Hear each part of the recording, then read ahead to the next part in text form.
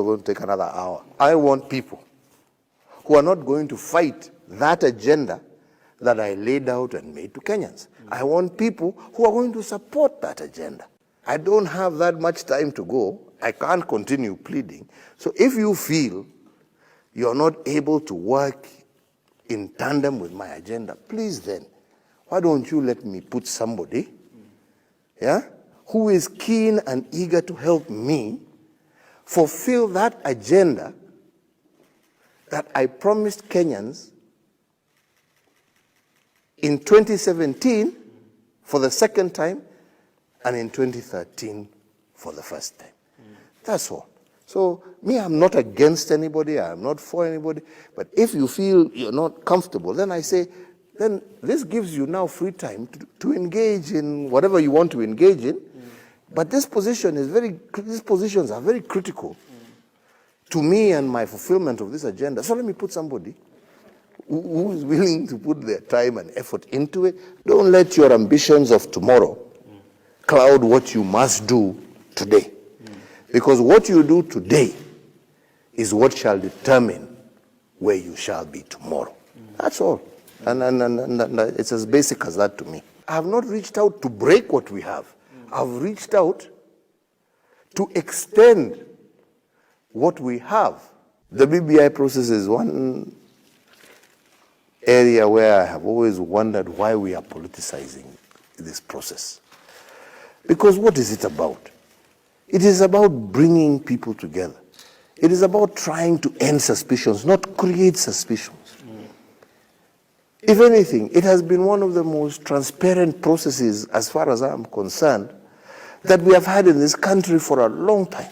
I have a young son also, not young, but he's a young man, who happened to be, was traveling to Mombasa with his mother when all of this happened, so they were caught out in Mombasa. They are still there. And because of now the confinement rules that we have put, they can't move back. And he decided one day that he wants to go out. And I asked him a personal question, and I told him, it's fine, because it was reported to me by some other fellows that he had done that. So I said, okay, you've gone out, right? You've had your fun and you've enjoyed yourself, right?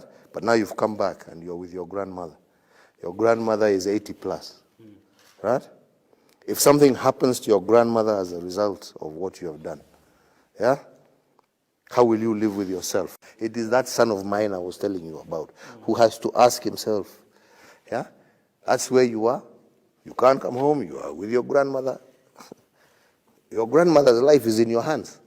You see, it's you to decide, and to ask yourself, if something were to happen, how are you going to live with yourself?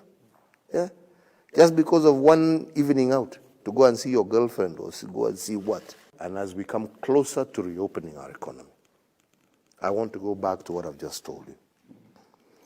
This shall be a factor of our personal responsibility.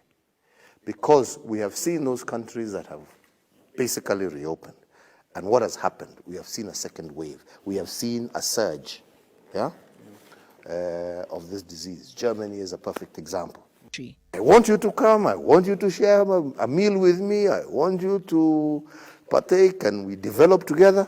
But in my home, these are the protocols you're going to have to observe. And that does not mean I hate you. Just like you will go to your neighbor's house. If your neighbor's house, the wife tells you, before you enter my house, remove your shoes at the door. You remove your shoes before you go in.